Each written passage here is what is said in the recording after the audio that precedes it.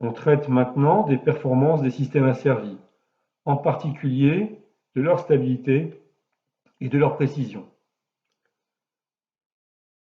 En pratique, pour un système bouclé, une instabilité procède d'un gain de la boucle ouverte trop élevé et de la présence d'un retard trop grand, ou de l'effet concomitant de ces deux phénomènes. Par exemple, le contrôle de la trajectoire d'une automobile s'opère avec une consigne qui est la distance de l'axe du véhicule à la ligne blanche, définie par le conducteur. L'erreur est l'écart de l'axe de la voiture à cette consigne. La commande est l'angle de braquage du volant. Dans un premier temps, on peut choisir un angle de braquage proportionnel à l'erreur. Un grand gain signifie que le chauffeur braque le volant d'un angle important, même pour un petit écart à la consigne. C'est évidemment une cause d'accident. Pour nous, le fait de quitter la trajectoire nominale sans pouvoir y revenir est une instabilité. De même, on peut imaginer un pilote sous emprise de stupéfiants ou d'alcool qui introduit des retards à la commande. Sur une route en ligne droite, cela ne devrait pas poser de problème, sauf s'il y a des perturbations, en l'occurrence un autre véhicule ou des piétons, qui l'obligent à corriger sa trajectoire. Mais sur une route sinueuse, les retards induits par ces consommations lui font réaliser des commandes non adaptées à la situation et peuvent aussi conduire à un accident. Pour évaluer la stabilité d'un système asservi, on peut calculer les pôles de la fonction de transfert en boucle fermée et vérifier que leurs signes ont des parties réelles strictement négatives, auquel cas le système en boucle fermée est stable. On peut aussi étudier le lieu de Nyquist de la fonction de transfert en boucle ouverte et conclure sur la stabilité de la fonction de transfert en boucle fermée. On rappelle que le lieu de Nyquist représente le module et l'argument d'une fonction de transfert, tandis qu'on fait varier la pulsation de moins l'infini. On donne ici le critère de Nyquist et ses applications sans le démontrer. Vous trouverez cette démonstration à l'annexe D du livre de cours. On considère l'image de P dans le plan complexe qui décrit un contour appelé contour de Bromwich, lequel parcourt l'axe imaginaire de moins l'infini à plus l'infini et se referme de manière à englober toute la partie droite du plan complexe et par conséquent tous les pôles à partie réelle positive. L'image de ce contour par la fonction de transfert en boucle ouverte décrit dans le plan complexe un contour qui est symétrique par rapport à l'axe réel. Le critère de Nyquist dit la chose suivante: un système bouclé est stable si le lieu de la fonction de transfert en boucle ouverte parcouru dans le sens trigonométrique décrit autour du point -1, 0 un nombre de tours égal au nombre de pôles à partie réelle positive de la fonction de transfert en boucle ouverte. On peut préciser ce résultat sur les deux exemples suivants. Par exemple, pour le premier système, il possède deux pôles à partie réelle positive, représentés par des croix vertes dans la partie droite du plan complexe. L'image du contour de Bromwich de la FTBO dans le plan complexe décrit un contour qui entoure deux fois le point -1. Ce nombre de tours est opéré dans le sens trigonométrique. D'après le critère, comme le nombre de tours dans le sens trigonométrique est égal au nombre de pôles à partie réelle positive de la fonction de transfert en boucle verte, le système, pourtant instable en boucle verte, sera stable en boucle fermée. Sur le second exemple, on observe en fait que le contour n'entoure qu'une fois le point -1. En effet, il l'entoure une fois dans le sens trigonométrique et une fois dans le sens horaire. Donc le nombre de tours total est égal à 0. Or, le nombre de pôles à partie réelle positive de la boucle ouverte, de la fonction de transfert en boucle ouverte est égal à 2. Comme 2 n'est pas égal à 0, le système instable en boucle ouverte est aussi instable en boucle fermée. On applique maintenant ce critère de Nyquist dans le cas très particulier d'un système qui est stable en boucle ouverte ou qui présente au plus un pôle nul. Donc si le système est stable en boucle ouverte, il ne présente pas de pôle à partie réelle positive. Par conséquent, si le système n'a pas de pôle à partie réelle positive en boucle ouverte, le système sera stable en boucle fermée si le contour de Nyquist de la fonction de transfert en boucle ouverte n'entoure pas le point -1. C'est le cas sur la figure qui est présentée sur cette planche. Mais comme le lieu est symétrique par rapport à l'axe réel, on peut simplement l'étudier lorsque le contour de Bromwich décrit l'axe imaginaire, tandis que oméga varie de 0 à plus l'infini et décrit le quart de cercle correspondant à P qui s'écrit ρ exponentielle jθ pour ρ tendant vers plus l'infini et θ variant de pi sur 2 à 0. Dans ces conditions, le lieu image de la FTBO, si le système est stable en boucle fermée, laisse alors le point critique, -1, 0, sur sa gauche, tandis que oméga varie de 0 à plus l'infini. On traduit le critère du revers sur le diagramme de Bode d'une fonction de transfert en boucle verte en vue de conclure sur le comportement de ce même système en boucle fermée. Un système qui est stable en boucle verte doit, d'après le critère du revers, avoir un module plus petit que 1 lorsque l'argument vaut moins pi. Sur le Bode, le gain de la fonction de transfert en boucle verte doit donc être inférieur à 0 décibel à la pulsation pour laquelle la phase vaut moins 180 degrés. Cette pulsation est notée oméga pi. Il faut aussi que l'argument soit plus grand que moins pi lorsque le module est égal à 1, ce qu'on traduit par un argument supérieur à moins 180 degrés lorsque le gain vaut 0 décibel et la pulsation correspondante est notée oméga 0 décibel.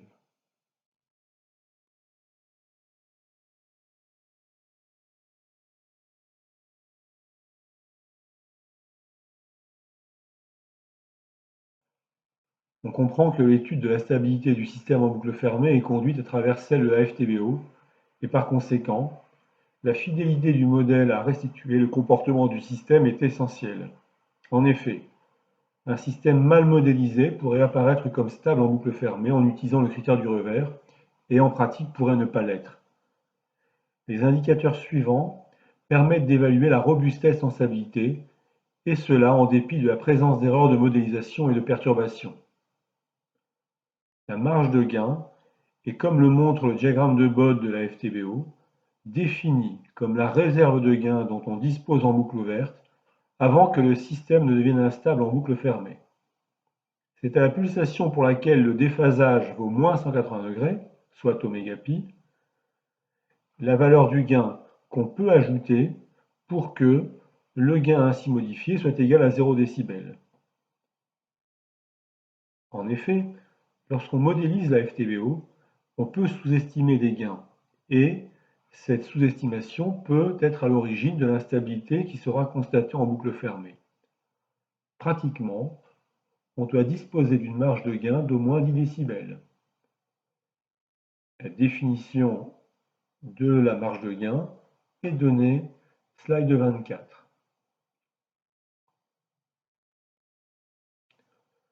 La marge de phase est telle, comme le montre le diagramme de Bode de la FTBO, la réserve de phase dont on dispose en boucle ouverte avant que le système ne devienne instable en boucle fermée.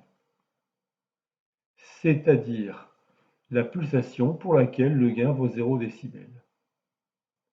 On note oméga 0 décibel, cette pulsation. Et la marge de phase est la phase qu'on peut ajouter pour que l'argument de la FTBO ainsi modifié soit égal à moins 180 degrés.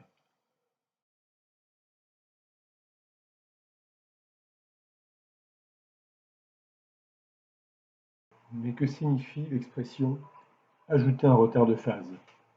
Pratiquement, quand on modélise un système, on peut négliger des retards. lesquels sont souvent compliqués à estimer. C'est par exemple le temps de réponse d'un fluide dans une canalisation ou un temps de calcul, etc. Ces retards en régime harmonique sont traduits par des retards de phase. En particulier, un retard taux à la pulsation ω0 dB est à l'origine d'un retard de phase égal à ω0 dB fois taux, qui aurait pour effet de translater la courbe de phase du diagramme de Bode de la FTBO à cette pulsation vers le bas et de réduire ainsi la marge de phase.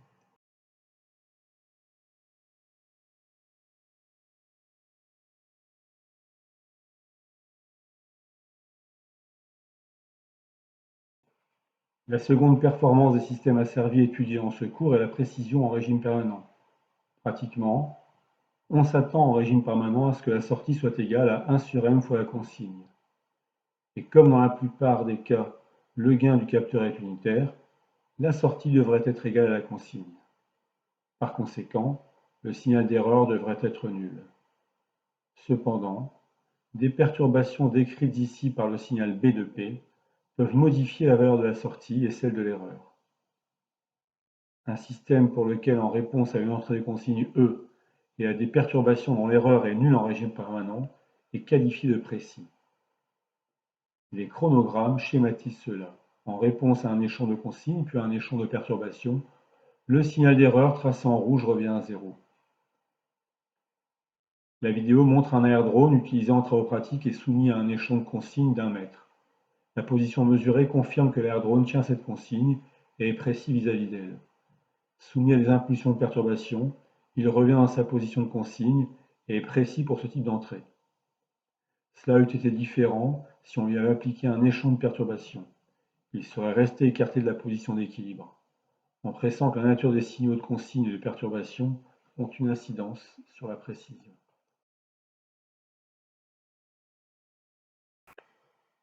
Avant de démontrer les résultats sur la précision, on commence par définir la notion de classe d'une fonction de transfert. Cela en met en évidence au dénominateur les pôles nuls en factorisant ce dernier par P puissance K.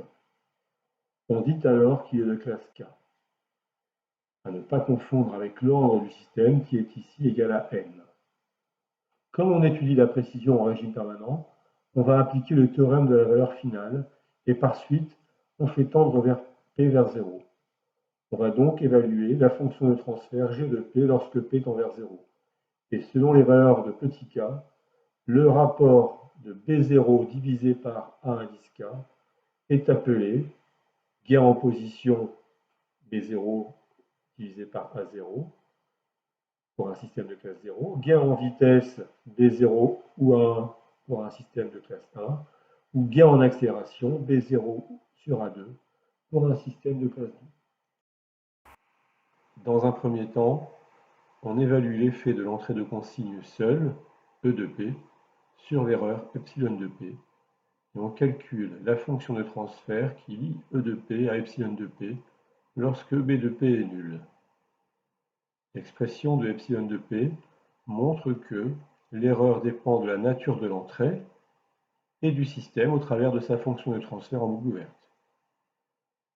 Selon que l'entrée est un échelon, une rampe ou un échelon d'accélération, les erreurs portent successivement les noms de erreur de position, erreur de traînage et erreur d'accélération.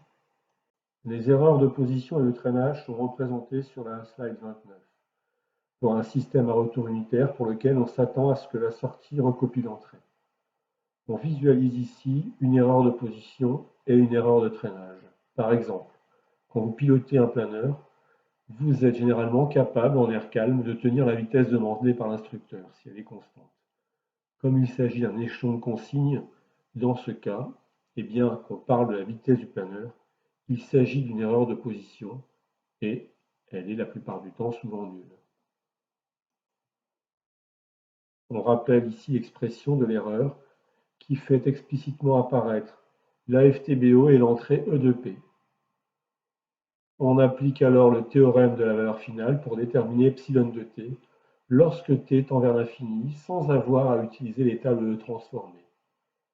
On remplace également la FTBO par l'expression approchée d'une fonction de transfert de classe K lorsque ω tend vers 0 puis on discute de la valeur de l'erreur en fonction de la nature de l'entrée. Échelon, rampe, échelon d'accélération. On traite l'exemple d'un système de classe 0 soumis à un échelon d'amplitude E1.